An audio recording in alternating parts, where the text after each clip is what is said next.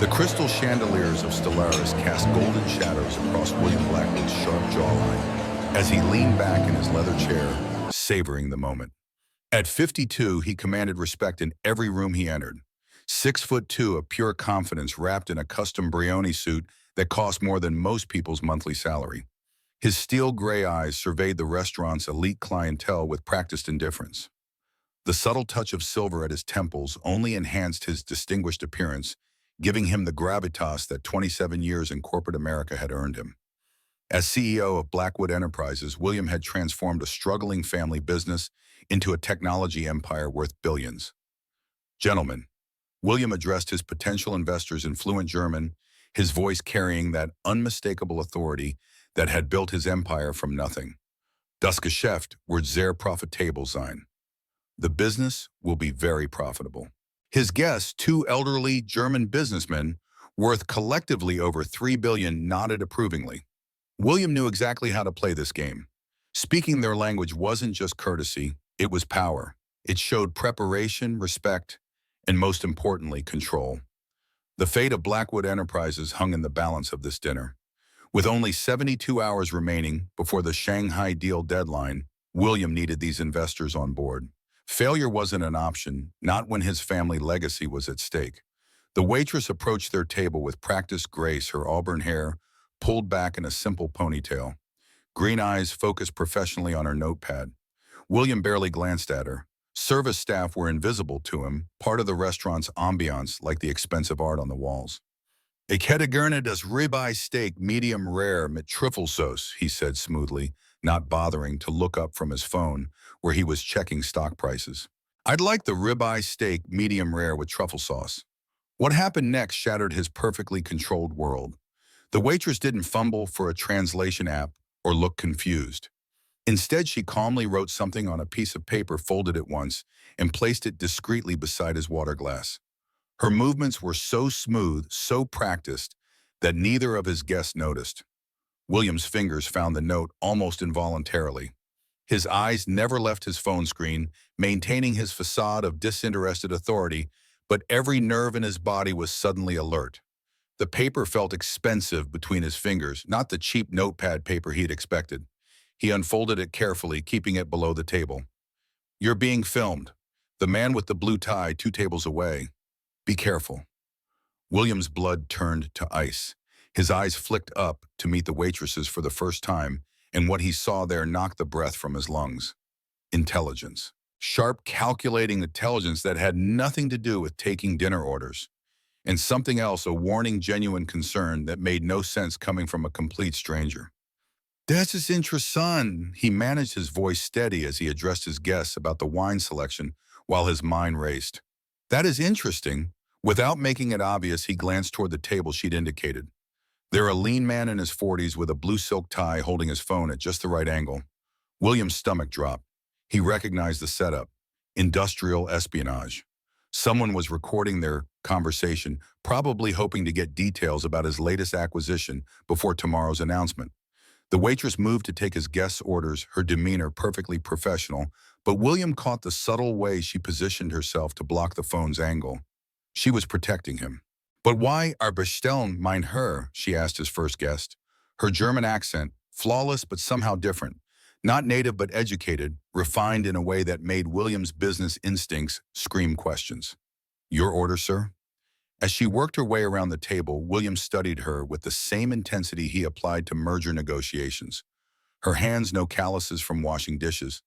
Nails too well maintained for someone working doubles in restaurant service.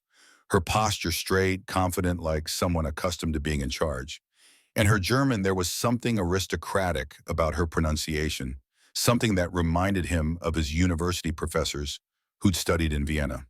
"Who was this woman?" "Danke schön," she said softly as she finished taking orders, but she lingered just long enough to catch his eye again. There was a story there hidden behind professional courtesy, and William Blackwood had built his fortune on reading people. "Thank you very much." "Excuse me, gentlemen," he said to his guests, switching back to English.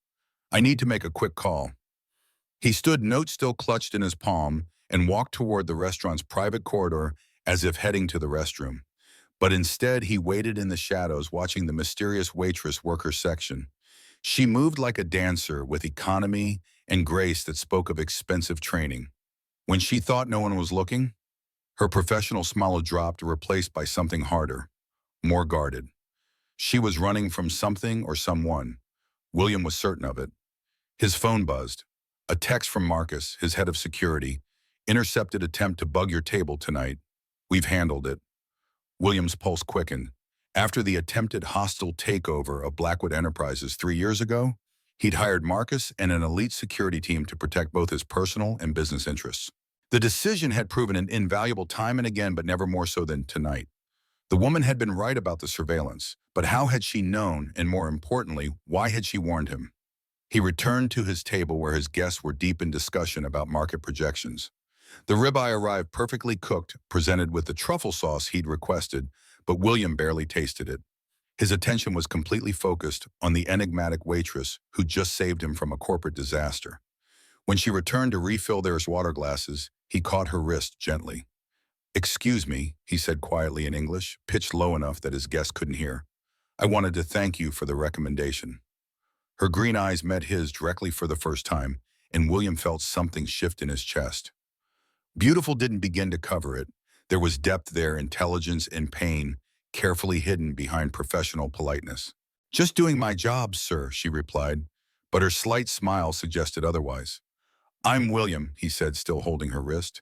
Her skin was warm, soft, but he could feel a small scar along her palm. Another mystery.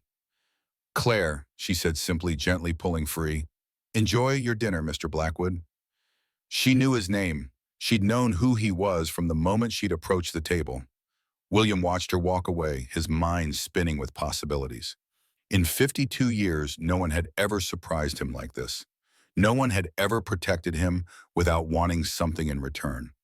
As his guests discussed investment terms, William found himself stealing glances across the dining room. Claire moved through her section with practiced efficiency, but he caught moments the way she automatically straightened a crooked picture frame, the subtle correction of a younger server's posture, the instant recognition of a wine vintage when asked by another customer. This was no ordinary waitress. "William," one of his guests prompted, "your thoughts on the European expansion?" "Right." William refocused, but part of his mind remained on Claire. "I believe we're looking at unprecedented growth opportunities." As the evening wound down and his guests prepared to leave, William made a decision that would change everything. Instead of his usual practice of leaving business dinners immediately after handshakes were exchanged, he lingered. "I'll catch up with you tomorrow," he told his driver through text, "taking care of something here." Claire was clearing tables in her section when he approached. Up close, he noticed more details that didn't fit her job description.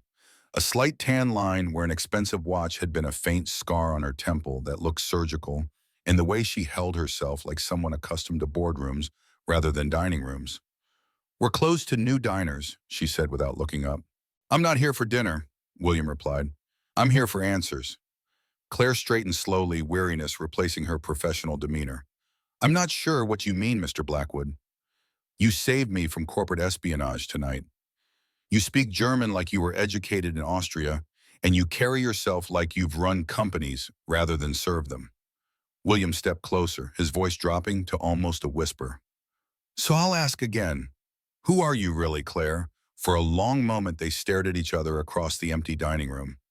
The last customers had left. The other servers had finished their closing duties, and William could hear his own heartbeat in the sudden silence. Claire's carefully constructed mask finally cracked.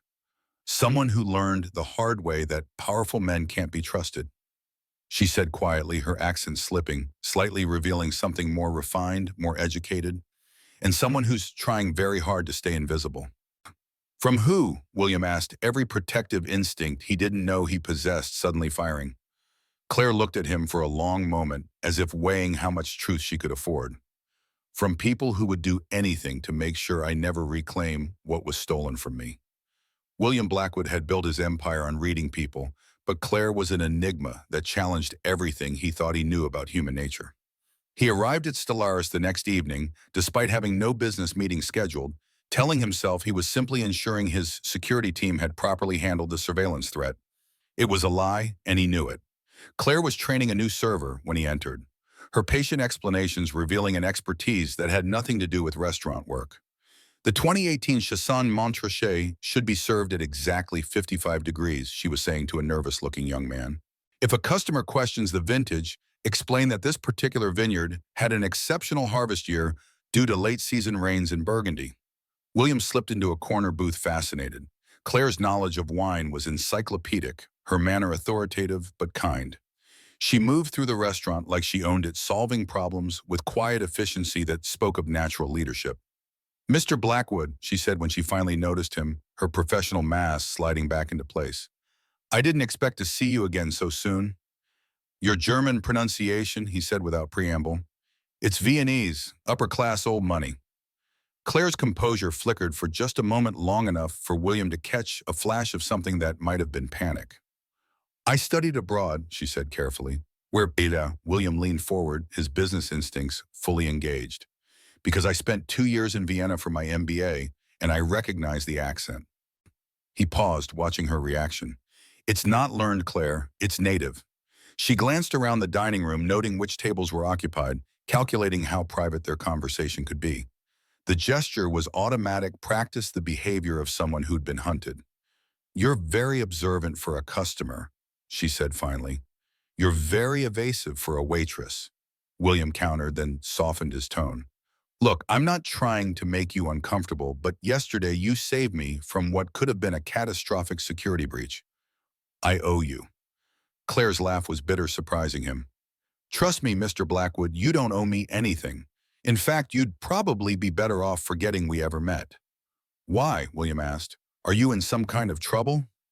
The question hung between them like a challenge. Claire stared at him for a long moment, and William saw her making a decision that went against every instinct she'd developed. "The kind of trouble that destroys everything it touches," she said quietly. "The kind that follows you across oceans and through new identities until there's nowhere left to run." William felt something cold settle in his stomach. "What happened to you?" Before Claire could answer, the restaurant's manager approached their table. "Claire, table 6 is asking about wine pairings for the seafood menu." He set his tone, carrying just enough authority to remind everyone present of the hierarchy. "Of course, Mr. Davidson," Claire replied smoothly. But William caught the way her jaw tightened. "I'll be right there." She started to move away, but William caught her hand. "When do you get off work?" he asked. "Mr. Blackwood." "William," he corrected. "And it's not what you think. I want to help." Claire's green eyes searched his face, looking for deception, for hidden motives. William had the unsettling feeling that she was far better at reading people than he'd initially realized. "Why?" she asked finally. It was a fair question, and William found himself without his usual quick answer. Why was he pursuing this? He had everything: money, power, respect. His life was perfectly ordered, completely under his control. Claire represented chaos, uncertainty, the possibility of complications he didn't need. "Because yesterday you trusted me enough to warn me about danger," he said. "Maybe it's time someone returned the favor." Claire studied him for another heartbeat, then nodded almost imperceptibly. "I finish at 11, she said. "There's a coffee shop on 2nd Street called Midnight Grounds. It's quiet." William smiled, surprised by the relief that flooded through him. "I'll be there." The rest of the evening passed in a blur of routine meetings and conference calls, but William found his attention constantly drifting to the clock. At 10:45, he was sitting in Midnight Grounds, a hole-in-the-wall coffee shop that looked like it hadn't been updated since the 1980s, perfect for a private conversation. Claire arrived at 11:15, having changed from her server uniform into jeans and a simple sweater that somehow made her look younger and more vulnerable. She'd let her hair down, and William realized she was even more beautiful than he'd initially thought. "Thank you for waiting," she said, sliding into the booth across from him. "Thank you for coming," William replied, signaling the waitress for 2 coffees. "I wasn't sure you would." Claire wrapped her hands around her mug when it arrived, as if seeking warmth. "I almost didn't. This goes against every survival instinct I've developed over the past 2 years." 2 years, William repeated. "Is that how long you've been running?" Claire's smile was sad. "Running implies I have somewhere to go. I've been hiding." "From who?" William leaned forward, his voice gentle but insistent. Claire was quiet for so long that William began to think she wouldn't answer. When she finally spoke, her voice was barely above a whisper. "From my former fiancé, from his family, from people who would kill to make sure certain truths never come to light. William felt ice form in his veins. Kill. You asked who I really am, Claire said, meeting his eyes directly. My name is Katherine Hartwell. 3 years ago, I was the heir to a textile empire worth $800 million. I had a PhD in international business from Oxford, spoke 6 languages, and was engaged to marry the son of one of America's most prominent banking families. William's coffee cup froze halfway to his lips. Hartwell. I know the name. Old New England money with business interests spanning 3 continents. But the company had collapsed amid scandal. The embezzlement charges, he said slowly, pieces clicking into place. Katherine nodded, pain flickering across her features. $50 million supposedly transferred to offshore accounts in my name, except I never saw a penny of it. My fiancé, Richard Donovan, had been systematically looting the company for months. When the board discovered the theft, he made sure all evidence pointed to me. Your own fiancé framed you. William's voice carried disbelief and growing anger. Brilliantly, Katherine said bitterly. He had access to my passwords, my signatures, my private accounts. By the time I realized what was happening, I was facing 20 years in prison for crimes I didn't commit. William's hands clenched into fists. The story was horrific enough, but the casual way Katherine described it, as if she'd accepted the betrayal as inevitable, made him furious. How did you escape? He asked. My grandmother, Katherine said, her voice softening slightly. She never believed I was guilty. She liquidated her personal assets and bought me just enough time to disappear before the arrest warrant was executed. New identity, new passport, new life. Her expression hardened. And Richard married his backup plan, my younger cousin Rebecca, 6 months later. The family welcomed him with open arms, grateful he'd saved them from my supposed treachery. Last I heard, he was running for the board of the Federal Reserve Bank of Boston on a platform of financial reform and ethics. William stared at her, his mind reeling. The woman sitting across from him, this intelligent, dignified woman serving tables to survive, had once commanded boardrooms in international negotiations. The injustice of it made his chest tight with rage. You mentioned your German accent, William said. How does that fit into your Boston background? Katherine's smile held a touch of nostalgia. My mother was Austrian, Viennese nobility with no money. She met my father at a charity gala in New York. I spent every summer until I was 18 at my grandparents' estate outside Vienna. German was our home language even in Boston. William nodded, another piece of the puzzle falling into place. Katherine, he said carefully, there has to be evidence. Financial records, security footage, something that could prove your innocence. I spent 18 months trying to find it, Katherine replied. Richard was thorough. Every trail leads back to me. Every witness has either disappeared or changed their story. Even if I could prove my innocence, I'd have to surface to do it.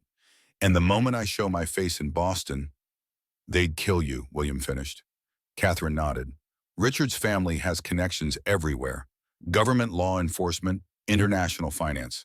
I'm not just a fugitive, William. I'm a loose end that threatens their entire operation. William leaned back, processing everything she told him. Katherine Hartwell, brilliant, educated, betrayed in the worst possible way by someone she trusted with her heart. No wonder she'd warned him about the surveillance. She knew firsthand how dangerous powerful men could be. Why did you tell me this? He asked finally. Katherine was quiet for a moment, studying his face. Because yesterday you proved you're different. Most men in your position would have ignored my warning, assumed I was overstepping my place. But you listened. You acted. She hesitated. And I'm tired of being alone. Something shifted in William's chest, a protective instinct so strong it surprised him. This woman had lost everything, yet she'd still risked exposure to help a stranger. She was extraordinary, and she'd been surviving on her own for 2 years. You're not alone anymore, he said quietly. Katherine's eyes filled with tears. She quickly blinked away. William, you don't understand what you're offering. Being associated with me is dangerous. If Richard's people discover you know who I am, let me worry about Richard's people. William interrupted, his voice carrying the steel that had built his empire. I didn't become a billionaire by backing away from fights. For the first time since she'd started her story, Katherine smiled, a real smile that transformed her entire face. You really don't know what you're getting into. William reached across the table and covered her hand with his. Then I guess you'll have to teach me. The touch sent electricity through both of them, and William saw Katherine's breath catch. The attraction that had been simmering beneath the surface suddenly blazed to life, complicated by everything they'd just shared. "William," Katherine whispered, but she didn't pull her hand away. "I know," he said softly. "This is complicated, dangerous. Probably the worst idea either of us has ever had." "Definitely the worst idea," William agreed. But she turned her palm up to intertwine their fingers. They sat in comfortable silence for a moment, both processing the magnitude of what had just shifted between them. William had never met anyone like Katherine, strong enough to survive betrayal and exile, smart enough to reinvent herself, completely brave enough to risk everything to help someone else. And Katherine was looking at William like he might actually be exactly what she'd given up hoping for. "So what happens now?" she asked. William smiled, feeling more alive than he had in years. "Now we figure out how to get your life back." The next morning, William woke to a call from Marcus, his head of security. The news wasn't good. The surveillance attempt at Stellaris had been more sophisticated than they had initially thought, part of a larger operation targeting Blackwood Enterprises. "Someone's very interested in the Shanghai deal," Marcus reported. "They've tried to penetrate our systems 3 times in the last week." William's thoughts immediately went to Katherine. Had her involvement with him already put her in danger? Or was this simply normal corporate espionage? As he dressed in his penthouse apartment overlooking Central Park, William paused by the antique desk that had belonged to his father. On it sat the old pocket watch his father had carried every day of his working life, a simple gold timepiece, inscribed with the family motto, "Honor before fortune." How long had it been since he'd truly lived by those words? William had built Blackwood Enterprises into a giant, but somewhere along the way, he'd lost sight of what his father had valued most. His phone rang. It was Michael, his son. William stared at the screen, his heart pounding. 5 years had passed since they'd last spoken, 5 years of birthdays and Christmases marked only by formal gifts and cards. The divorce from Michael's mother had been ugly, and in the aftermath, Michael had chosen sides. William answered, his voice carefully neutral. "Michael." "Dad." The single word carried a weight of unresolved emotions. "I saw on the news about the Shanghai deal. Thought I should call." "I appreciate that," William said, fighting to keep his voice steady. Was this the opening he'd been waiting for? "It's good to hear from you." "Yeah, well," Michael trailed off. "Just wanted to say good cook. Mom said it's a big one." Even Eliza was keeping tabs on his business. "That was unexpected." "The biggest in company history," William admitted. "Would you like to hear about it?" There was a long pause. "Maybe another time. I've got class. Just wanted to check in." "Of course," William said, trying to hide his disappointment. "Thanks for calling, Michael. It really means a lot." After they hung up, William stood at the window looking out over the city he'd conquered. His empire stretched across continents, yet he couldn't bridge the gap with his own son. Perhaps it was time to fix more than just Katherine's problems. That evening, William returned to Stellaris. This time, Katherine was expecting him. She looked exhausted, the strain of her double life evident in the shadows under her eyes.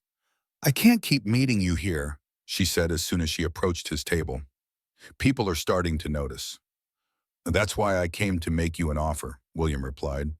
"Join me for dinner at my place tomorrow night. I have something important to show you." Katherine glanced around nervously. "William, I told you what's at stake." "I know exactly what's at stake," he said. "That's why you need to see what I've found."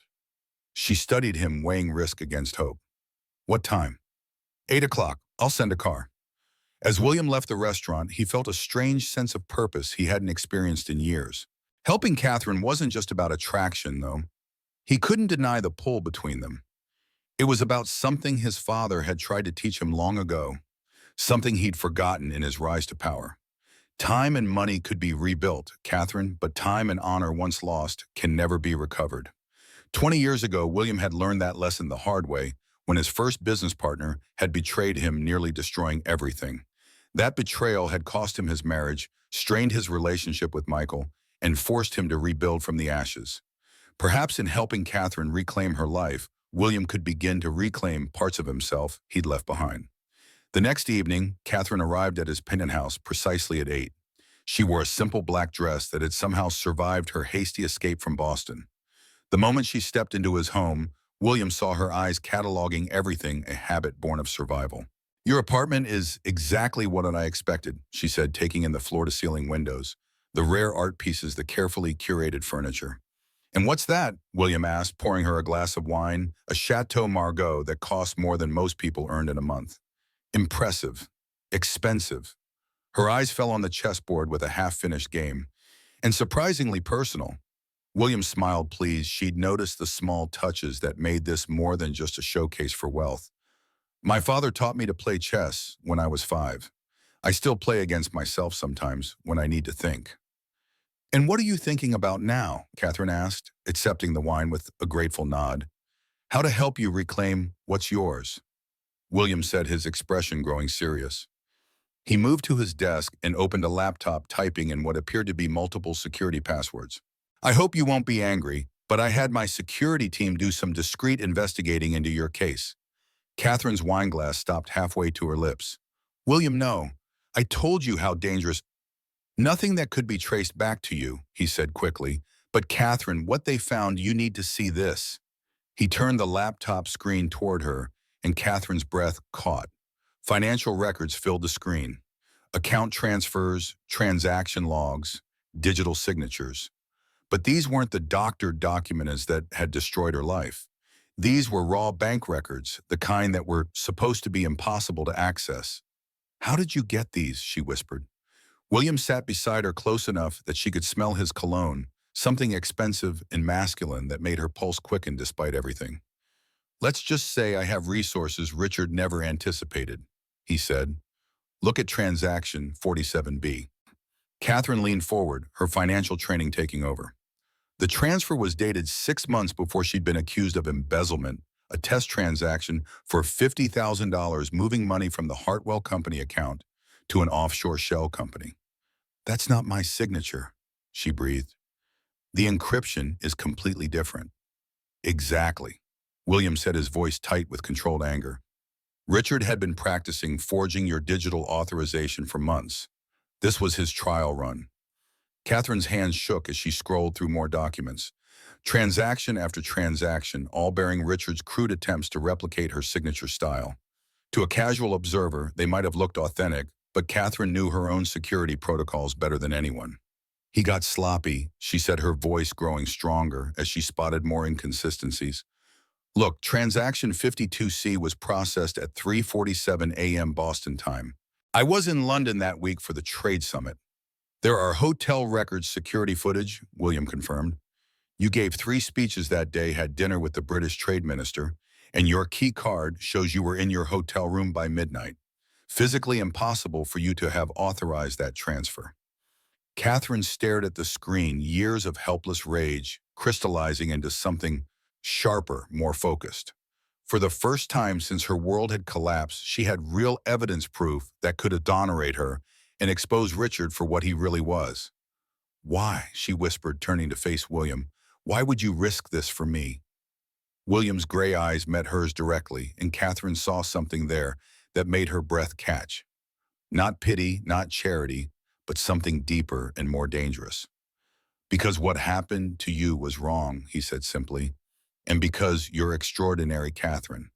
You deserve justice. The air between them charged with electricity. Katherine was acutely aware of how close they were sitting, how William's sleeve was brushing against her bare arm, how his eyes kept dropping to her lips. This evidence, she said, struggling to focus on the laptop screen instead of the way William was looking at her. It's enough to clear my name, but Richard still has too much power in Boston. Even with proof, he could make this disappear before it reaches the right people. Then we make sure it reaches everyone, William said. Simultaneously, every major financial publication, law enforcement agency, and regulatory body in the country. Make it impossible to suppress. Katherine laughed, a sound caught between hope and hysteria. You make it sound so simple. Money makes a lot of things simple, William replied. Then his expression grew more serious. But Katherine, once we do this, there's no going back. Richard will know exactly who helped you. My company will become a target. Katherine stood up abruptly, pacing to the windows that overlooked the glittering city. William was offering her everything she dreamed of: vindication, justice, the chance to reclaim her stolen life. But the cost. I can't ask you to do that, she said without turning around. You've already risked too much. She heard William move behind her, felt his presence even before his hands settled gently on her shoulders. And you're not asking, he said quietly. I'm offering. Katherine turned in his arms, and suddenly they were standing closer than propriety allowed, close enough that she could see the gold flecks in his gray eyes, feel the warmth radiating from his skin. William, she whispered, but she didn't step away. I know, he said, his voice rough. This is complicated. You're running from people who want to destroy you. I'm offering to wage war against international criminals, and we barely know each other. We barely know each other, Katherine repeated. But her hands had somehow found their way to his chest, feeling the steady beat of his heart through his expensive shirt. Tell me to stop, William said, his head lowering toward hers. Tell me this is a terrible idea, and I'll drive you home right now. Katherine looked up at him, this impossible man who'd appeared in her life like something from a fairy tale, wealthy enough to buy justice, powerful enough to take on her enemies, and somehow convinced she was worth the risk. It is a terrible idea, she whispered. Absolutely catastrophic. William agreed, his lips now inches from hers. We could both lose everything.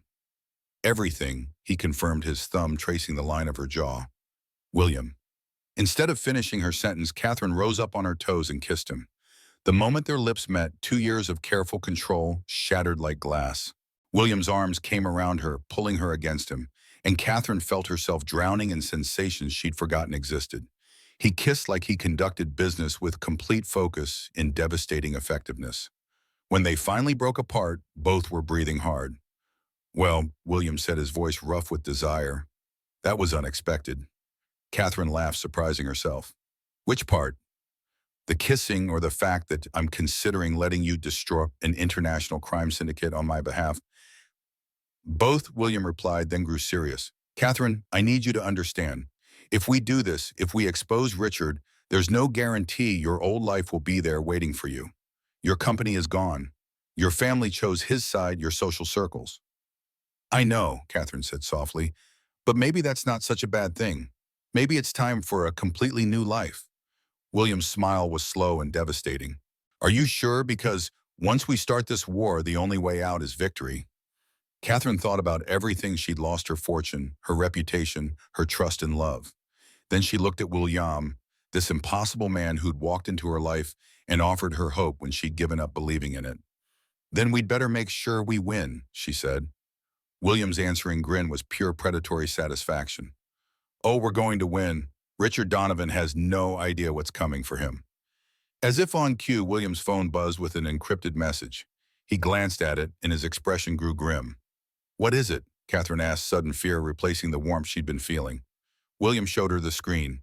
The message was simple. She's been found. Recommend immediate relocation. Marcus. Katherine's blood turned to ice. After 2 years of careful hiding, Richard's people had finally tracked her down. Her safe, anonymous life was over. How long do we have? She asked, her survival instincts kicking in. Not long, William replied, but his voice carried steel determination instead of fear. Pack whatever you can't replace. You're staying with me until this is finished. Katherine stared at him, this man who was offering to turn his entire life upside down for someone he'd known for less than a week.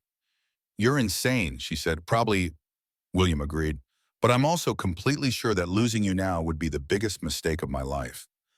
Outside, the city glittered with millions of lights, each one representing someone living their safe, predictable existence. But inside William Blackwood's penthouse, 2 people were about to embark on the most dangerous gamble of their lives, for justice, for truth, and for a love that had bloomed in the shadows of international conspiracy. The war for Katherine's freedom was about to begin. The safe house William had arranged was a fortress disguised as a luxury hotel suite in Midtown Manhattan. 24-hour security, bulletproof glass, and enough surveillance equipment to make the FBI jealous. But as Katherine stood at the window watching the street below, she felt more trapped than protected. 3 days had passed since Richard's people had found her, and the weight of dragging William into her nightmare was crushing her spirit. She'd watched him transform from successful CEO to hunted man, fielding increasingly aggressive calls from business partners demanding explanations for his sudden security measures. The Shanghai deal is falling apart, William said, ending another tense phone call. My investors think I've lost my mind moving the company into what they're calling fortress mode without explanation. Katherine turned from the window, guilt eating at her like acid. William had lost $15 million in canceled contracts over the past 72 hours, all because he'd decided to protect her. This was a mistake, she said quietly. I should go tonight, disappear again before you lose everything. William's expression hardened. We've been through this, Katherine. I'm not letting you face this alone. Look around, William. Katherine gestured at the heavily secured room. This isn't living. This is a prison. And for what a woman you've known for 2 weeks. The words hit their target. William's jaw tightened, and Katherine saw something flicker in his eyes. Doubt maybe, or the first crack in his resolve. Don't, he said, his voice dangerously quiet. Don't reduce what we have to a timeline. What do we have? Katherine challenged, her voice rising. A few stolen kisses, some late-night conversations. You're destroying your life for someone who's brought you nothing but danger. William stared at her for a long moment, and Katherine saw the exact moment her words found their mark. The certainty in his eyes wavered, replaced by the cold calculation that had built his empire. Maybe you're right, he said finally.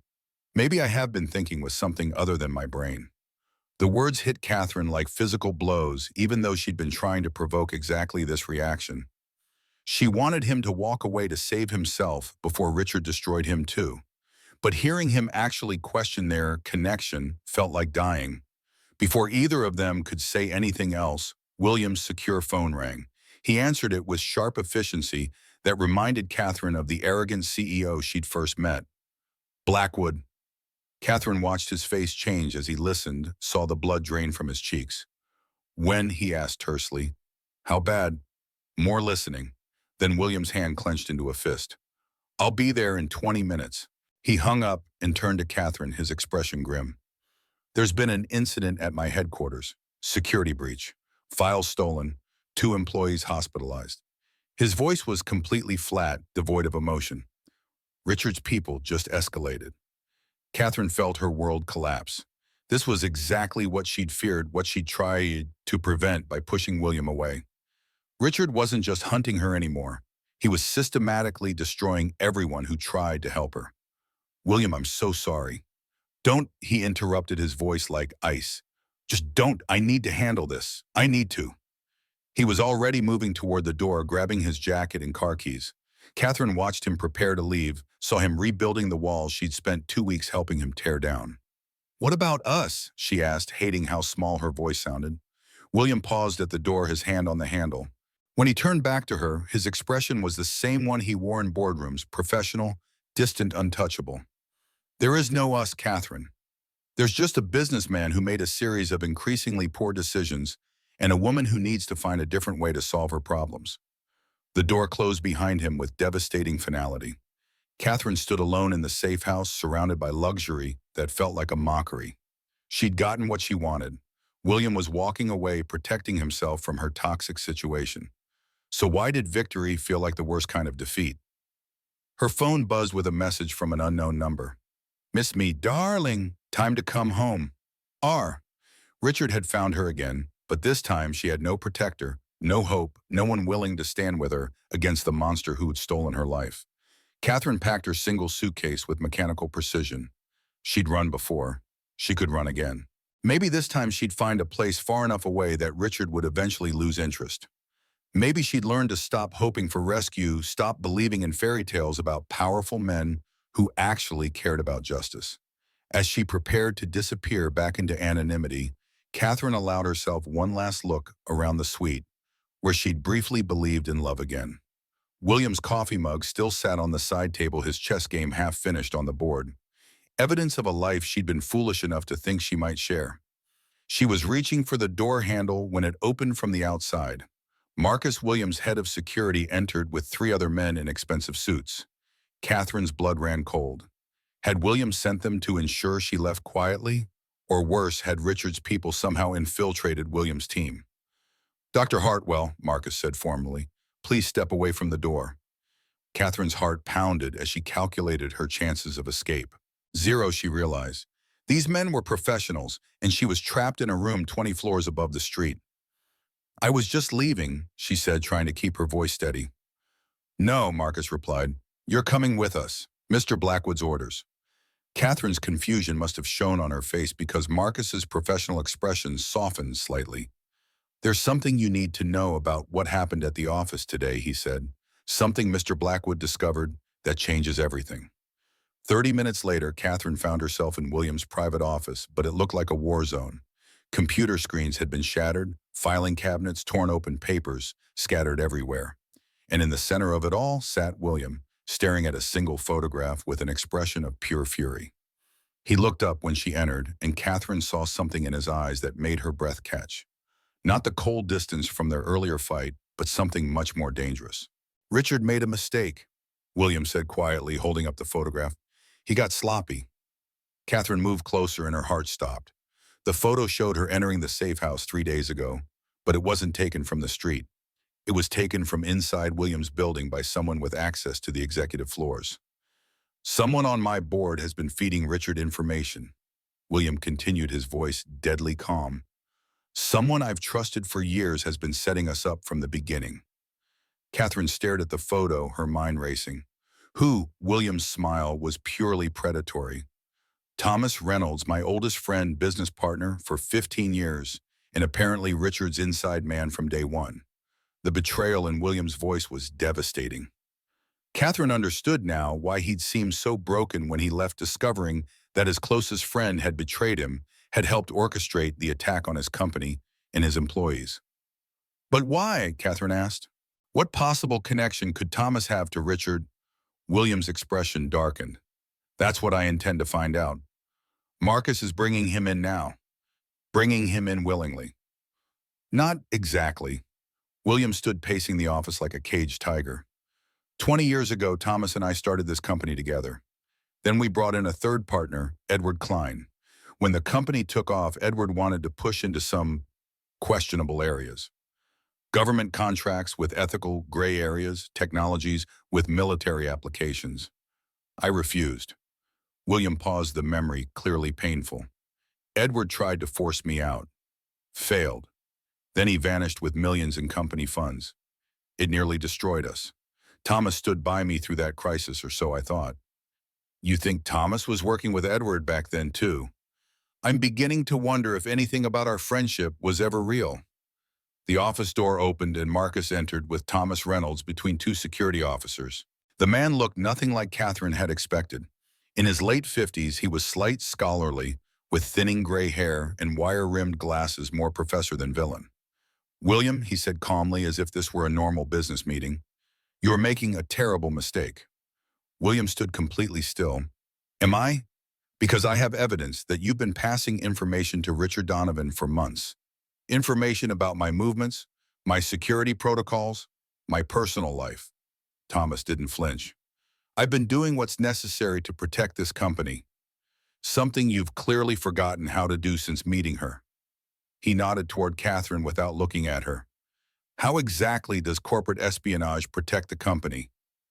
William's voice was dangerously quiet. Richard Donovan approached me 6 months ago with an offer. He had information about Edward Klein, information that could destroy everything we've built. He threatened to release it unless I cooperated. What information? Katherine asked, unable to remain silent. For the first time, Thomas looked directly at her. That Edward didn't steal that money 20 years ago. William did, and he framed Edward to cover it up. The accusation hung in the air like poison. That's a lie, William said, but Katherine heard the slight tremor in his voice. Thomas smiled thinly. Is it? I've been wondering for 20 years why you were so quick to accuse Edward. Now I know. Richard has proof, William. Documents, testimonies, bank trails that lead straight back to you. William went completely still. So you betrayed me based on the word of a man who framed his own fiancé for embezzlement. I did what was necessary, Thomas repeated, just like I've always done. And the attack on my employees today was that necessary too. Thomas's composure cracked slightly. That wasn't supposed to happen. Richard's people were just supposed to retrieve certain files. No one was meant to get hurt. William stepped closer to Thomas, his expression dangerous. Well, people did get hurt.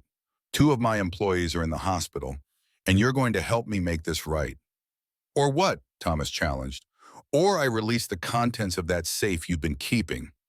William nodded toward a painting on the wall. The one you think I don't know about. The color drained from Thomas's face. You're bluffing. Am I? William strode to the painting and swung it aside, revealing a hidden wall safe. You've been documenting everything, haven't you, Thomas? Every transaction, every communication with Richard, every dirty little secret, your insurance policy. How did you? The same way you learned to hide things from me, I learned to find them. William entered a complex code and the safe opened to reveal a thick file folder and a stack of external hard drives.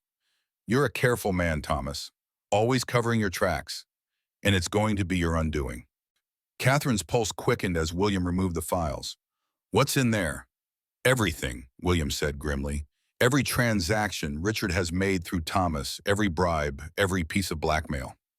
A complete map of his criminal network spanning 3 continents. Thomas lunged forward suddenly, but Marcus caught him before he could reach William. You can't use those, Richard will kill us all.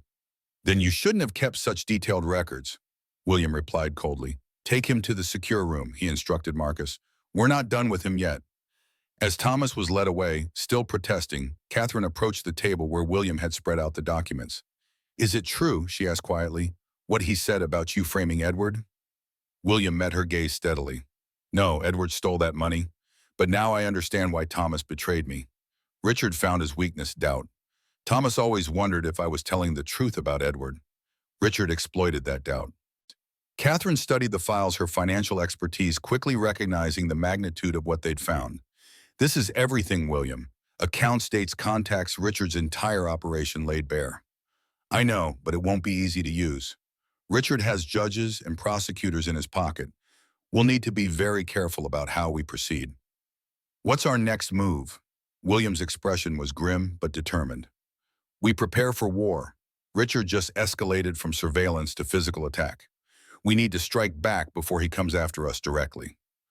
Over the next 72 hours, William's penthouse transformed into a command center.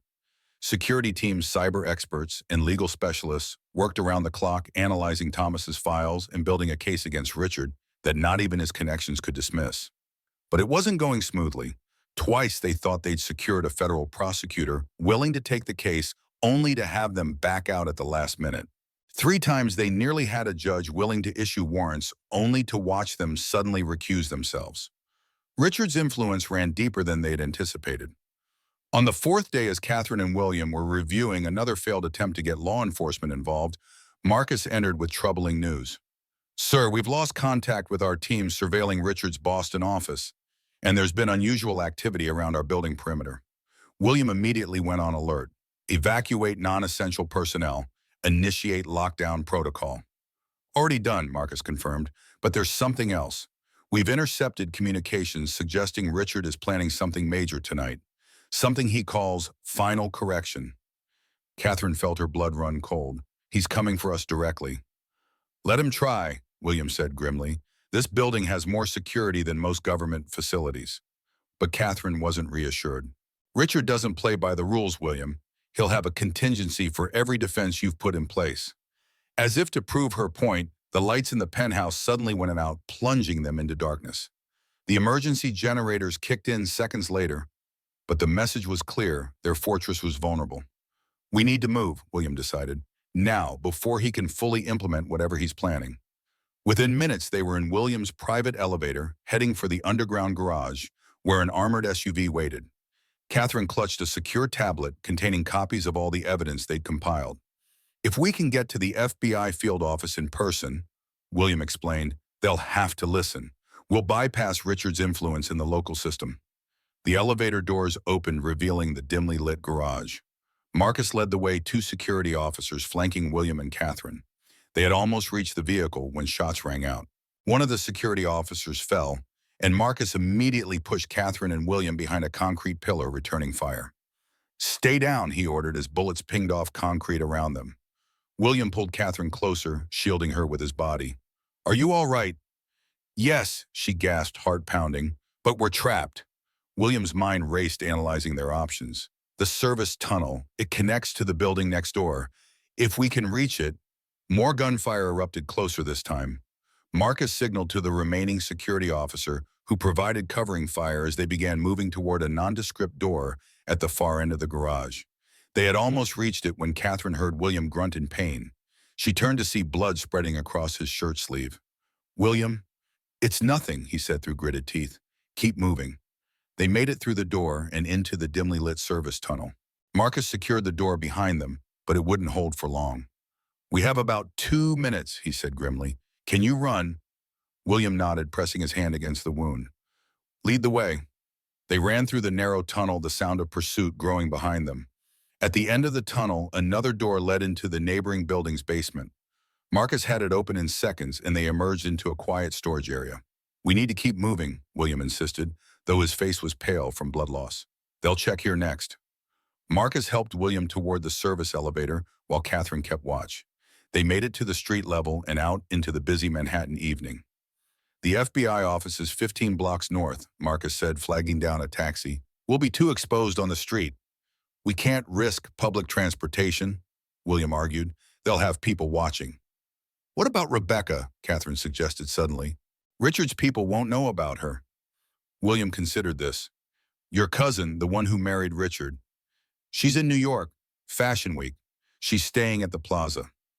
"It's risky," Marcus warned. "Everything is risky now," Katherine replied, "and she might be our only chance." William nodded decisively. "The plaza it is." As the taxi pulled away from the curb, Katherine saw black SUVs converging on William's building.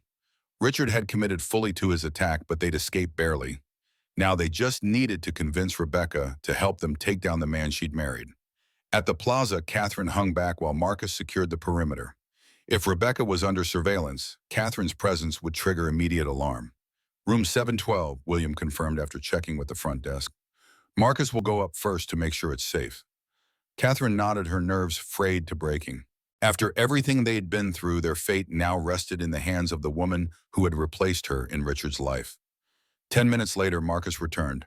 "She's alone, no signs of surveillance, but she's not happy about the unexpected visitors." "I'll handle it," William said, his injured arm now properly bandaged by the hotel's discreet physician. Katherine took a deep breath as they approached Rebecca's suite. When the door opened, she came face to face with her cousin for the first time in 3 years. Rebecca Donovan was still beautiful, tall and slender, with the same aristocratic features that marked all the women in the Hartwell family.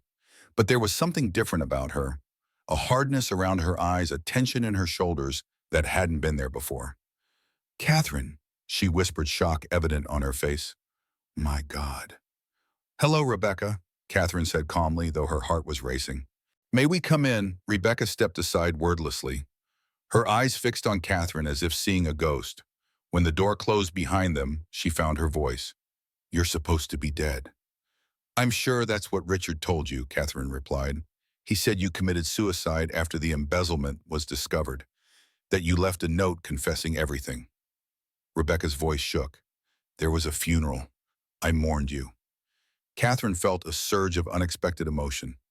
"You actually cared." "Of course I cared. You were like a sister to me until—" Rebecca trailed off, her eyes dropping to the floor. "Until you married my fiancé," Katherine finished quietly. Rebecca flinched. "I know how it looks, but after your death, Richard was devastated. We comforted each other. One thing led to another." William cleared his throat. "Mrs. Donovan, I'm afraid we don't have time for a complete family reunion. Richard's men tried to kill us less than an hour ago. We need your help." Rebecca seemed to notice William for the first time. "Who are you?" "William Blackwood. I've been helping Katherine clear her name." Rebecca's eyes widened. "The tech billionaire Richard mentioned you. He said you were causing problems for some of his business associates." "I imagine he did," William said dryly. "Those business associates are part of an international criminal network that Richard controls. The same network he used to frame Katherine for embezzlement 3 years ago." Rebecca shook her head. "No, that's not possible. Richard isn't perfect, but he's not a criminal." Katherine stepped forward, her patience worn thin. "Rebecca, we have proof. Bank records, communications, witness statements. Richard stole that money and made it look like I did it. He's been using the Donovan name to launder money for years." "No," Rebecca insisted, but her voice lacked conviction. "No, he would have told me. I would have seen signs." Unless you didn't want to see them, Katherine suggested gently. It's easier not to question when the alternative means admitting you have been living a lie.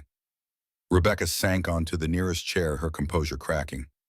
There have been things. Phone calls he wouldn't explain, meetings with people he wouldn't introduce me to, money that appeared in our accounts without clear sources. She looked up at Katherine, desperation in her eyes. But that doesn't make him a criminal. It makes him a businessman with secrets. William approached carefully. Mrs. Donovan, your husband has tried to kill us twice in the last week. Tonight he sent armed men into my building. One of my security team is dead. This isn't about business secrets. This is about a man who will do anything to protect his criminal empire. Katherine knelt beside her cousin, taking her hands. Rebecca, I know this is hard to hear, but I need you to really think. Has Richard been acting differently lately? More agitated, more secretive. Rebecca's resistance was crumbling. He's been obsessed with some project. He calls it final correction. He's been working on it for months, ever since, her eyes widened as realization dawned. Ever since Thomas Reynolds contacted him about you being alive. William and Katherine exchanged glances. What exactly is final correction? William asked. I don't know details, just that it's supposed to solve all his problems at once. Rebecca's voice dropped. He said it would be clean and permanent. Katherine felt ice in her veins. He's planning something big, not just against us. Against anyone who could threaten him, William agreed, including witnesses, associates who know too much. And his wife, Katherine finished, looking at Rebecca. If he's covering his tracks, you're a liability. Rebecca paled. You can't possibly think Richard would hurt me. I didn't think he would frame me for embezzlement, Katherine countered. Yet here we are. William's phone buzzed. He checked the message, his expression grim.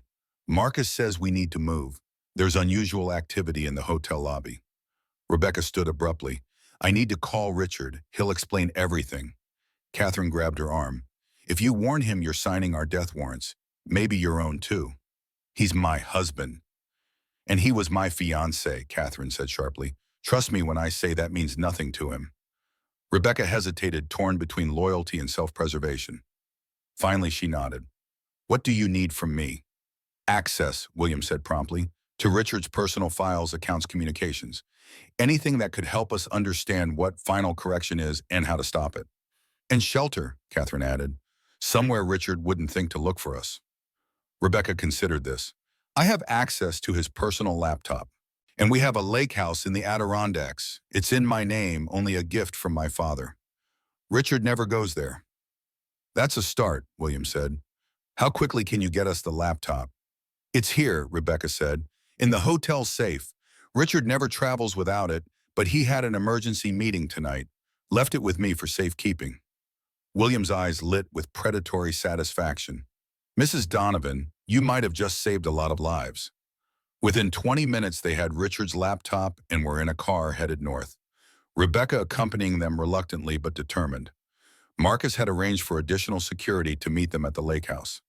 As they drove through the night, William worked on breaking into the laptop's encryption. Katherine watched him, marveling at his focus despite his injury and exhaustion. You should rest, she said softly. Later, he replied without looking up. This is more important. Why did Rebecca ask suddenly from the back seat? Why are you doing this? You barely know Katherine. You've been shot, nearly killed. Your company is under attack. Why risk everything for her? William paused his work, looking up to meet Katherine's eyes. Because some things are worth fighting for, he said simply. Justice, truth, and people who deserve a second chance. The emotion in his voice silenced Rebecca, and they continued the journey in contemplation. At the lake house, William finally cracked the encryption. What they found confirmed their worst fears. Final correction wasn't just an operation against them, it was Richard's contingency plan to eliminate everyone who could testify against him. The list included government officials, he'd bribed business partners who knew too much, even his own employees who had executed illegal orders. He's going to kill them all, Katherine whispered, scrolling through the list of names. Over 30 people. And replace them with loyalists, William added, reviewing the second phase of the plan. It's not just a cleanup, it's a consolidation of power. Rebecca had been reading over their shoulders, her face growing paler by the minute. Richard couldn't do this. He's not a monster. Look at the evidence, Rebecca, Katherine said gently. This is all in his handwriting on his personal laptop. Rebecca turned away, unable to face the truth any longer. But when she spoke, her voice was steadier than Katherine had expected. I want immunity. William looked up sharply. What? If I help you stop this, I want immunity from prosecution. And I want my life back, my family's assets, my reputation, everything. Katherine stared at her cousin, seeing real strength emerge for the first time. You're willing to testify against him. I'm willing to do what's necessary to stop innocent people from being killed, Rebecca clarified, and to make amends for my part in what happened to you, however unwitting it was. William nodded. I can arrange it. I have contacts in the Justice Department who owe me favors. Then let's get to work, Rebecca said decisively. Richard plans to initiate final correction tomorrow night. We don't have much time. 4 hours later, as dawn broke over the Adirondack Mountains, they had a plan. Using the evidence from Thomas's files and Richard's laptop combined with Rebecca's intimate knowledge of her husband's schedule and security, they would execute a coordinated strike against Richard's entire operation. It has to be simultaneous, William explained to the FBI contact he had managed to reach securely. If you move on one part of his network, he'll destroy evidence and disappear with the rest. We'll need warrants for over 20 locations, the agent warned. The evidence we provided is more than sufficient, William countered, and we have a willing insider prepared to testify. The call ended with a tentative agreement, but Katherine wasn't convinced. Will they really move fast enough? Richard has people inside the bureau too. That's why we're not relying solely on the FBI, William said, revealing the second part of his plan. Marcus has teams prepared to secure evidence at key locations the moment the FBI moves. And I've prepared data packages for every major financial publication and news outlet. If law enforcement fails us, public exposure will force their hand. It was a good plan, but like all plans, it didn't survive contact with the enemy. Just after noon, as they were finalizing details, the lake house's perimeter alarms were triggered. We've been found, Marcus announced, checking the security feeds. At least 8 armed men approaching from the North Shore. How? Katherine demanded. No one knew about this place except... All eyes turned to Rebecca, who stood frozen by the window. I didn't tell him, she insisted. I swear. William was already moving, gathering their evidence and equipment. It doesn't matter how. What matters is getting out of here with the evidence intact. Marcus directed his team to defensive positions, while William led Katherine and Rebecca to a hidden dock behind the house where a boat waited.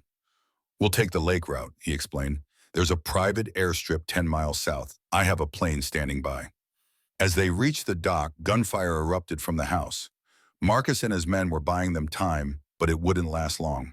William started the boat's engine as Katherine and Rebecca climbed aboard. They were just pulling away when a bullet struck the instrument panel, showering them with sparks. Get down, William shouted, pushing both women to the floor as he steered blindly away from shore. More bullets struck the water around them, but they were moving fast quickly, disappearing into the morning mist that still clung to the lake's surface.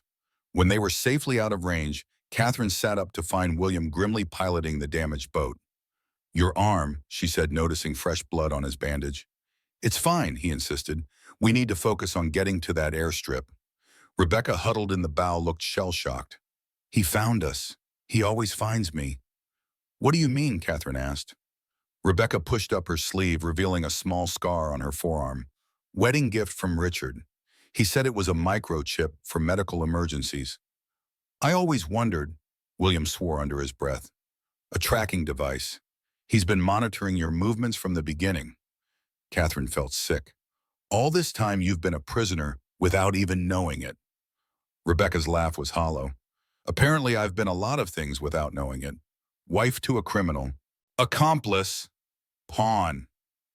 Not anymore, Katherine said firmly. Now you're something else, the key to bringing him down. They reached the southern shore, abandoning the bullet-riddled boat and continuing on foot through dense forest. William's contact was waiting at the airstrip with a small private plane. Any word from Marcus? William asked as they boarded. They got out, the pilot confirmed, heading to the secondary rendezvous point now. Relief flooded through Katherine. More lives Richard hadn't managed to take. As the plane took off, she looked at William, noting the tight lines of pain around his mouth, the exhaustion in his eyes. He had sacrificed so much for her cause. His company was under attack, his life in danger. His closest friend had betrayed him, yet he remained steadfast. "We need to end this," she said quietly, "today, before anyone else gets hurt." William nodded. "That's exactly what we're going to do." The plane banked toward New York City, where the final confrontation with Richard Donovan awaited. 2 hours later, they touched down at a small airfield in New Jersey. William's remaining security team met them with fresh vehicles and equipment. "The FBI has agreed to move," William informed them as they drove toward Manhattan. "They're assembling tactical teams now. We have a 4-hour window to get everything in place." Katherine reviewed the plan one last time. Rebecca would contact Richard, claiming she'd been kidnapped and had escaped, luring him to a location where the FBI could apprehend him without risking civilian casualties. Meanwhile, William's teams would secure physical evidence from key locations, and Katherine would coordinate with the federal prosecutors who had finally agreed to take the case. It was dangerous, complex, and relied on perfect timing, and it was their only chance. "Richard won't come alone," Rebecca warned as they prepared her for her role. "He always has security with him." "The FBI is prepared for that," William assured her. "Your job is just to get him to the location. Let them handle the rest." Rebecca nodded, fear and determination warring in her expression. "I want to wear a wire. If something goes wrong, I want there to be a record of whatever he says." Katherine admired her cousin's courage. "Are you sure if he discovers it?" "I'm sure," Rebecca said firmly. "It's time I stopped hiding from the truth." As Rebecca made the call that would set everything in motion, Katherine and William shared a moment of quiet in the operations center they'd established.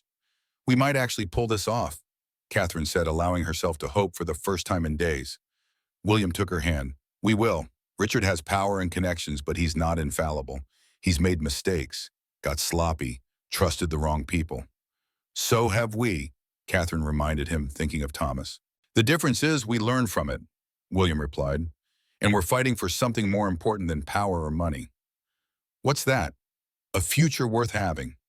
The simplicity of his answer touched her deeply. In the midst of international criminal conspiracies and life-or-death struggles, William had not lost sight of what truly mattered. The next few hours passed in a blur of coordinated activity. FBI teams moved into position. William's security forces secured key evidence. Rebecca, wired and prepared, headed to the meeting point, a private dining room at an exclusive Manhattan restaurant where she and Richard often celebrated anniversaries. And then everything went wrong. First came the news that one of the FBI tactical teams had been involved in a suspicious traffic accident, delaying their arrival at a crucial evidence site. Then two of the federal prosecutors abruptly recused themselves, citing conflicts of interest that hadn't existed hours earlier. "Richard's fighting back," William realized. "He must have figured out what we're doing." Katherine's blood ran cold. "Rebecca, if he suspects a trap..." They tried to warn her, but her communication device had gone silent. William immediately diverted his security team to the restaurant, but they were 15 minutes away at best. "We need to go," Katherine said, already moving toward the door. "Now." "It's too dangerous," William protested. "Richard could be setting a trap of his own." "That's my cousin in there," Katherine insisted. "I'm not leaving her to face him alone." William saw the determination in her eyes and nodded. "Then we go together." They arrived at the restaurant to find it eerily quiet. The maitre d' informed them that a private party had reserved the entire establishment for the evening. "Richard's work," Katherine murmured, "eliminating witnesses." They made their way to the private dining room, moving carefully through the deserted restaurant. As they approached, they heard voices. Rebecca and Richard engaged in what sounded like a normal conversation. "She's stalling him," William whispered, "keeping him talking until backup arrives." They paused outside the door, listening. "I don't understand why all the secrecy," Rebecca was saying, her voice remarkably steady. "Why not just tell me about your business concerns? I am your wife, after all." "Some matters are too complex for those without the proper background," Richard replied smoothly. "I've always protected you from the uglier aspects of high finance." "Protected me?" Rebecca's voice took on an edge. "Is that what you call putting a tracking device in my arm?" A dangerous pause. "So you've discovered that. I was wondering why you disabled it this morning." I discovered a lot of things, Richard, including what final correction really means. Another pause longer this time. I see. And how exactly did you come by that information? Does it matter I know what you're planning, the killings, the cover-up, all of it? Richard's laugh was chilling in its casualness. My dear, I think you've been watching too many thriller movies. Business reorganization often requires difficult decisions, but I assure you no one is being killed. Don't lie to me, Rebecca's voice rose. I've seen the files, the lists of names, the detailed plans for disposing of bodies. If you've seen such things, then you're in a very dangerous position. Richard's voice hardened, one that I strongly advise you to reconsider.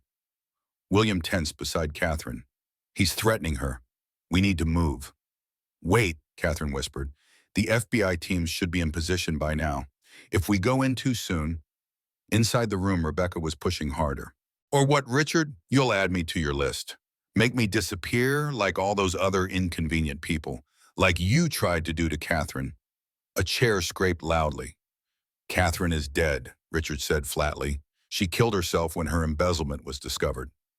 No, Richard. Katherine is very much alive, and she has proof of what you did to her, to the company, to all those other victims. You've spoken with her. It wasn't a question. When, recently enough to learn the truth, all of it.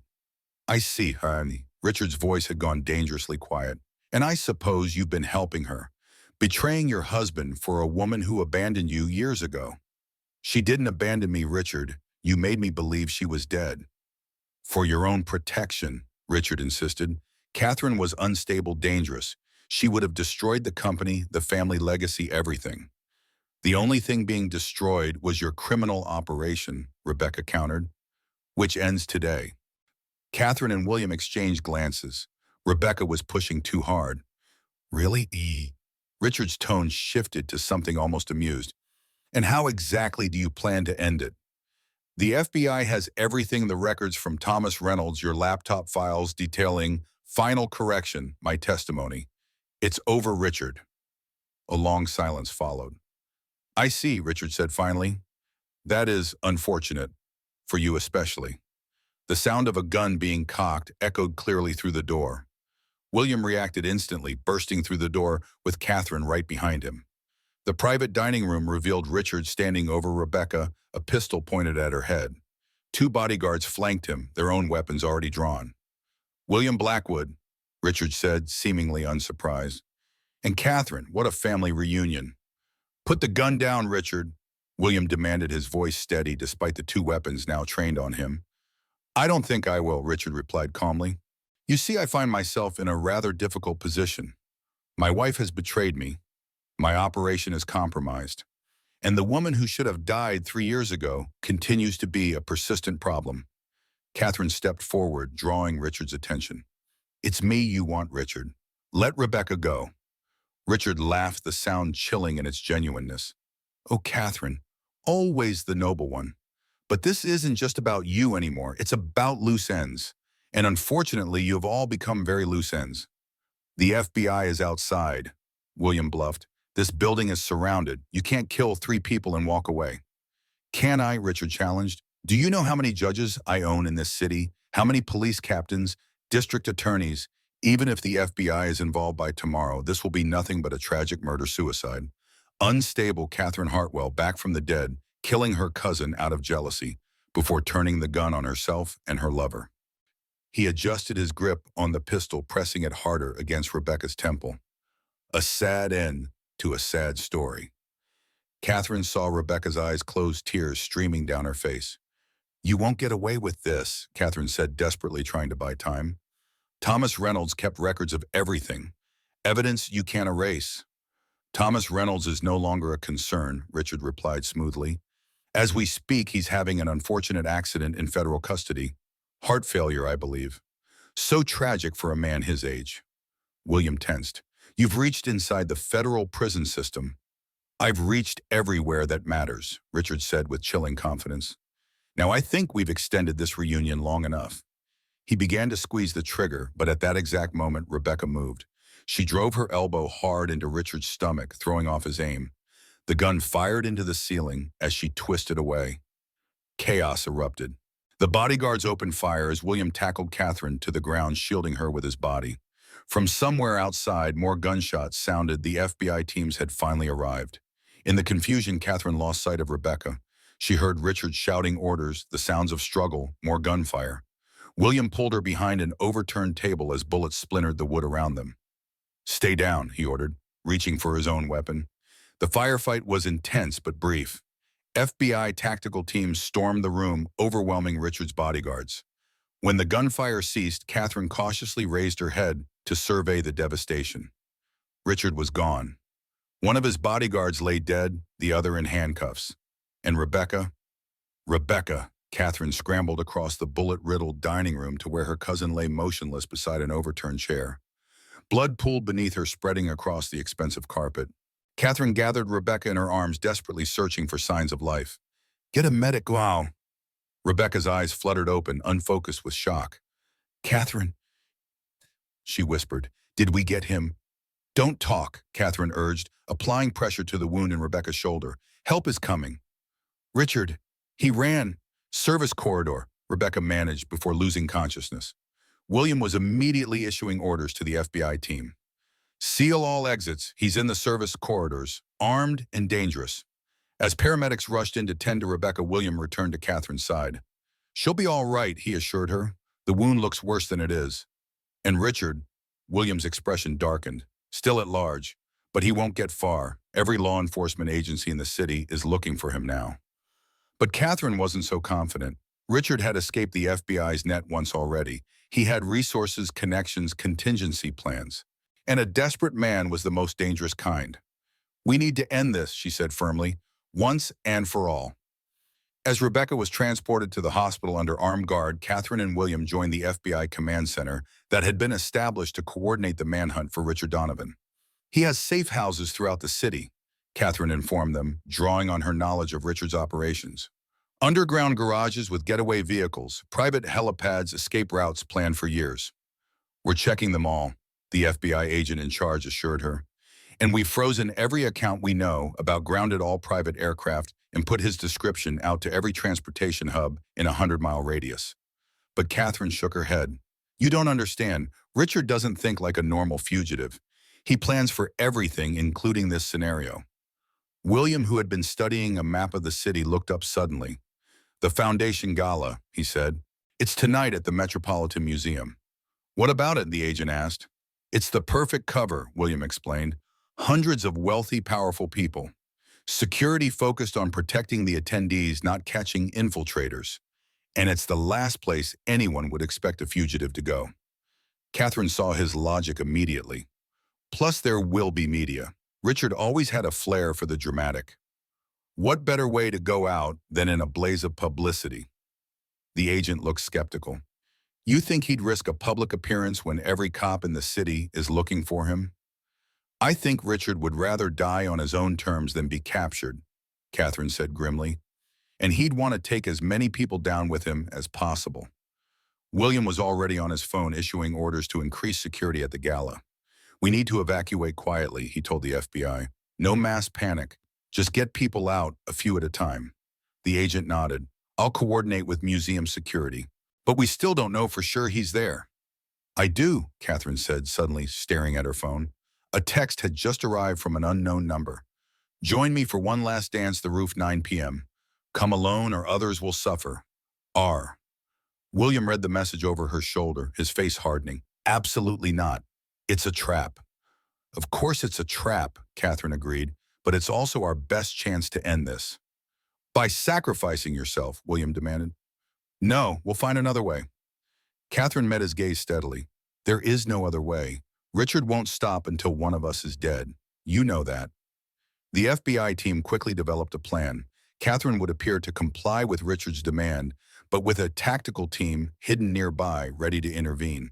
William would coordinate from the command center, providing real-time intel through Katherine's concealed earpiece. "I don't like this," William said as Katherine prepared to enter the museum. "There are too many variables, too many things that could go wrong." Katherine touched his face gently. "I've spent 3 years running from Richard.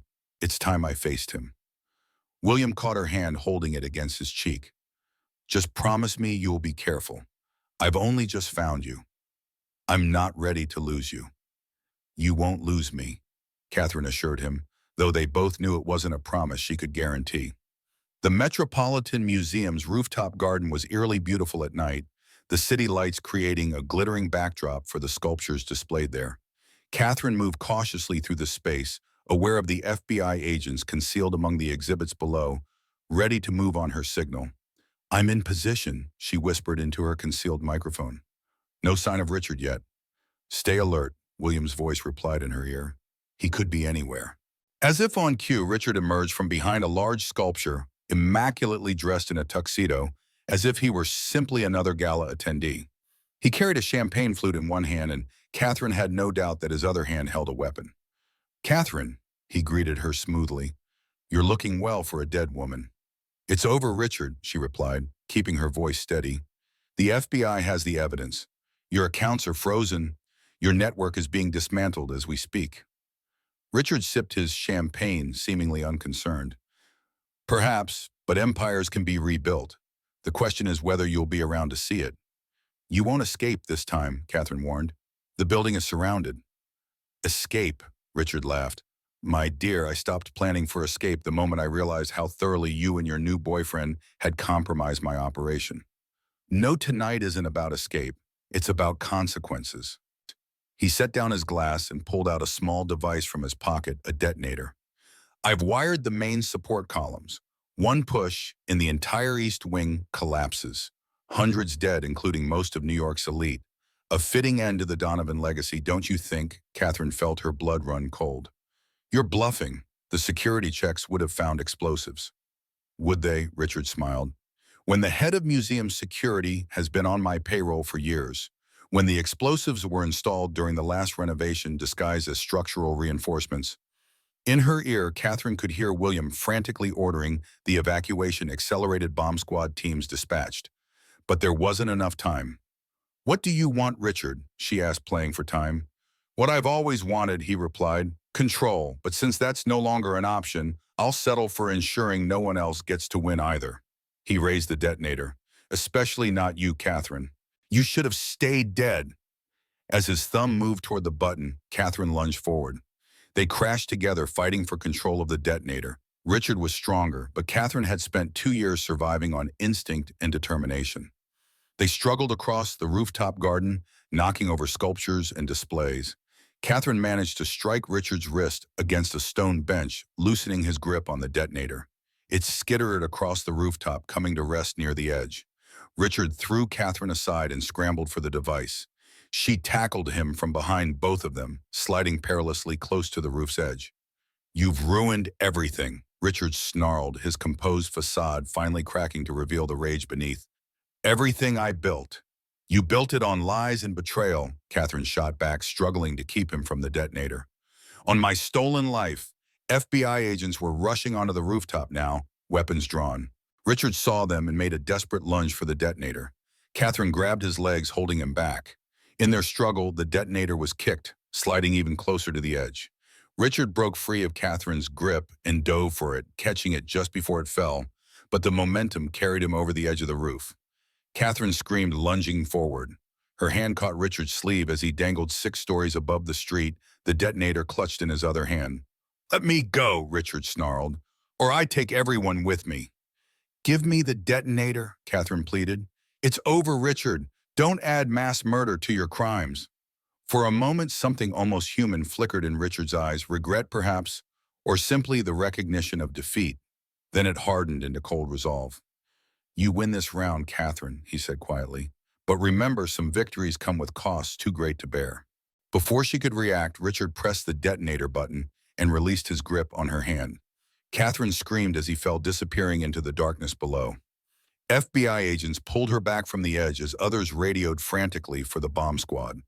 Seconds ticked by in agonizing slowness as everyone waited for the explosion. But it never came. The bombs were a bluff, the FBI team leader finally announced. We've checked the locations he indicated. Nothing. Katherine sank to her knees, overcome with relief and delayed shock. It was over. Richard was gone, his final threat nothing but empty words. William burst onto the rooftop, rushing to her side. "Katherine, are you all right?" She nodded, unable to speak as the adrenaline drained from her system. William gathered her in his arms, holding her tightly. "It's finished," he murmured into her hair. "You're safe now, truly safe." In the days that followed, the full extent of Richard's criminal empire was revealed to the public. Federal prosecutors worked with the evidence Katherine and William had gathered, dismantling the network piece by piece. Thomas Reynolds, contrary to Richard's claim, was very much alive and cooperating with authorities in exchange for a reduced sentence. Rebecca recovered from her gunshot wound and, true to her word, signed over the Hartwell family assets to Katherine. But rather than simply reclaiming her old life, Katherine had different plans.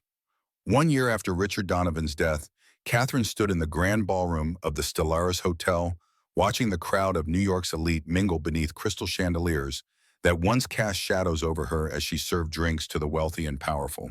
The Hartwell Foundation's first annual gala was a triumph, with over 300 guests and more than $10 million raised to help victims of financial fraud reclaim their lives. She wore an elegant emerald gown that complemented her eyes, the fabric worth more than she'd earned in a month as a waitress. Her auburn hair was swept up in a sophisticated style that would have been unimaginable during her days serving in this very establishment. On her wrist gleamed a vintage Cartier watch, a gift from William on their 6-month anniversary. Katherine's fingers traced the delicate timepiece, remembering William's words when he'd presented it to her. "Time is the one thing no amount of money can buy back. Let's make every moment count." Coming from a man who measured success in billion-dollar deals for most of his life, the sentiment revealed how profoundly he had changed. "Quite a different view from this side of the room," said a familiar voice. Katherine turned to see Davidson, the former restaurant manager now employed as the Stellaris' hospitality director. The promotion had come shortly after William had purchased a controlling interest in the hotel chain, though Davidson didn't know that particular detail. He gave her a respectful nod. "Sometimes I still expect someone to hand me a tray of champagne flutes," Katherine replied with a smile. "Old habits." "Well, tonight you're the star of the show, dear Dr. Hartwell. Everyone's talking about what you've accomplished with the foundation." Katherine glanced around the room, spotting Rebecca deep in conversation with a group of European banking officials. Her cousin had proven invaluable over the past year, using her connections to establish the foundation's European operations. The transformation in Rebecca was remarkable.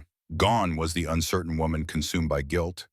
In her place stood a confident executive who had found purpose in making amends. "It's been a team effort," Katherine said. "Speaking of which, have you seen William? Mr. Blackwood is greeting the FBI director at the entrance. Something about a new initiative they're announcing tonight." Katherine thanked him and made her way through the crowd, stopping occasionally to accept congratulations and exchange pleasantries. It still felt surreal sometimes, this restoration of her former life, albeit in a new and more meaningful form. She caught snippets of conversation as she passed. "They've recovered over $100 million for victims already. Heard they brought down the Petrovich syndicate in Brussels last month. The Justice Department is using their methods as a template." The Hartwell Foundation had quickly established itself as a formidable force in the fight against financial fraud. In just 12 months, they'd helped 27 victims recover stolen assets, provided legal assistance to hundreds more, and worked with law enforcement to prosecute 17 cases of major financial crimes. Near the bar, Katherine spotted a familiar face that caused her to pause. Senator James Morrison, chairman of the Banking Committee, was engaged in animated conversation with Michael Blackwood. The senator had been a close ally of the Donovan family for decades and had publicly denounced Katherine during her embezzlement scandal. Now he was laughing at something Michael had said, acting as if he'd never called for Katherine's imprisonment on national television. Such was the nature of power and wealth in America. Once you had them, the past could be conveniently rewritten or forgotten entirely. Katherine didn't begrudge the senator his hypocrisy. It was simply another reminder of how fortunate she had been to find William someone who valued truth over convenience. She spotted William near the entrance, deep in conversation with FBI Director Lawrence and his wife. At 53, William Blackwood remained an imposing figure, his silver temples and impeccable tailoring giving him the distinguished air of a man at the height of his powers. The subtle changes in his appearance over the past year, a slightly more relaxed posture, laugh lines deepening around his eyes, reflected the internal transformation she had witnessed. Yet Katherine knew the more significant changes that had occurred beneath that polished exterior. William had softened in ways that only those closest to him could see. His relationship with his son Michael had begun to heal. His approach to business had shifted to emphasize ethics over profit, and he discovered a capacity for tenderness that continued to surprise them both. He caught her eye across the room and excused himself from his conversation, making his way toward her with the confident stride that had first captured her attention. Even now, after a year together, the sight of him moving through a crowd still made her heart beat faster. There was something timeless about his presence, a quality that commanded respect without demanding it. "You look stunning," he said, taking her hand and bringing it to his lips. "The most beautiful woman in the room by far." "Flatterer," Katherine replied, but the warmth in her eyes betrayed her pleasure at the compliment. "Not flattery when it's the simple truth." William's gaze traveled the room.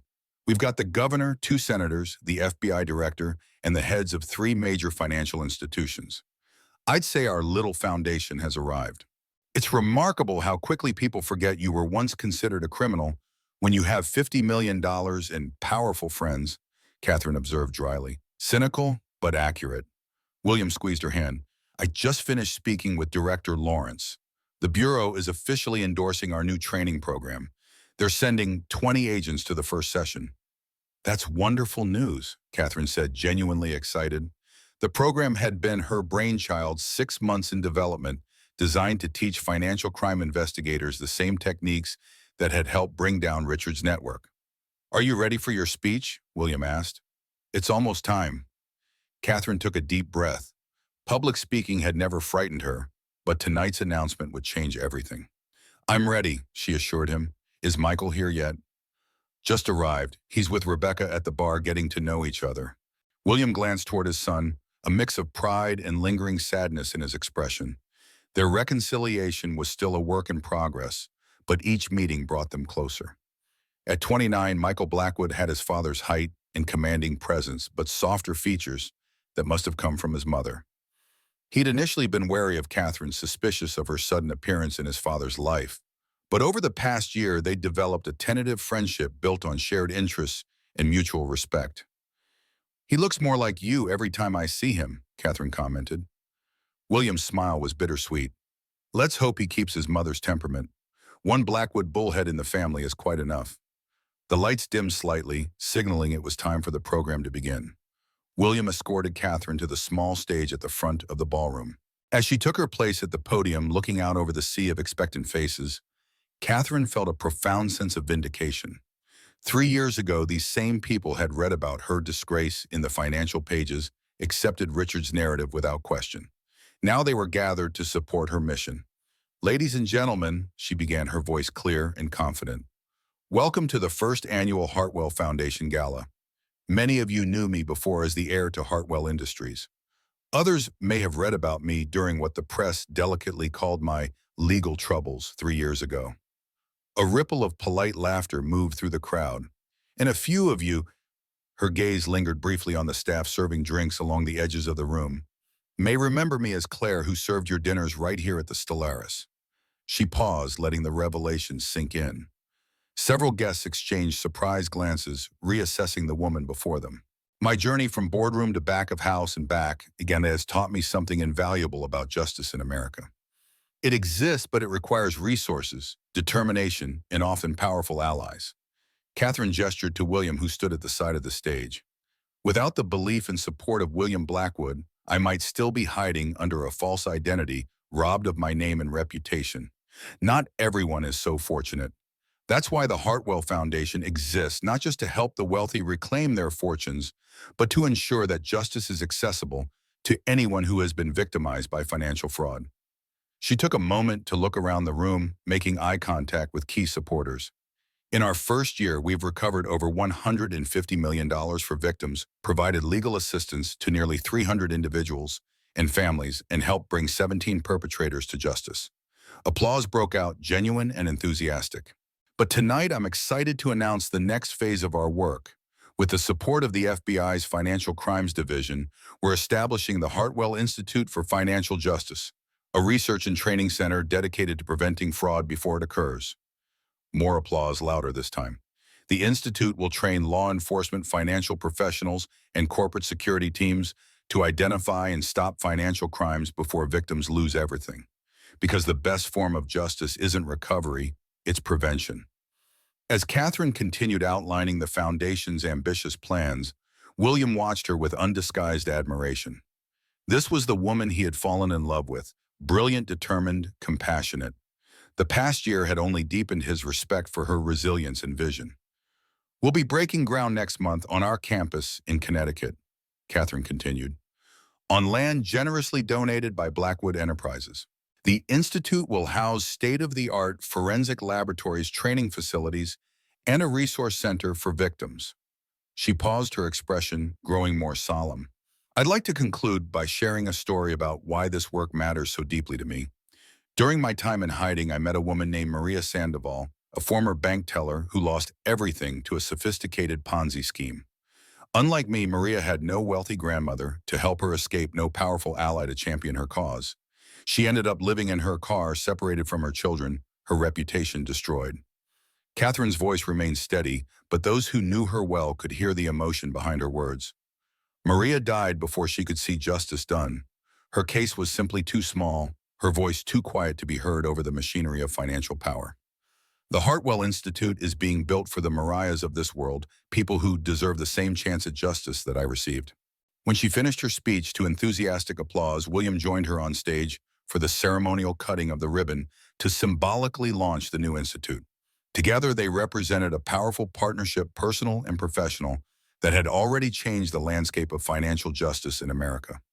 Later that evening, as the gala wound down and the last guest prepared to leave, William found Katherine on the terrace overlooking the city lights. She seemed lost in thought, a champagne flute dangling from her fingers. "Penny for your thoughts," he said, coming to stand beside her. "I was thinking about my grandmother," Katherine replied softly. "She believed in me when no one else did. Used her entire life savings to help me escape. She died while I was in hiding, and I couldn't even attend her funeral."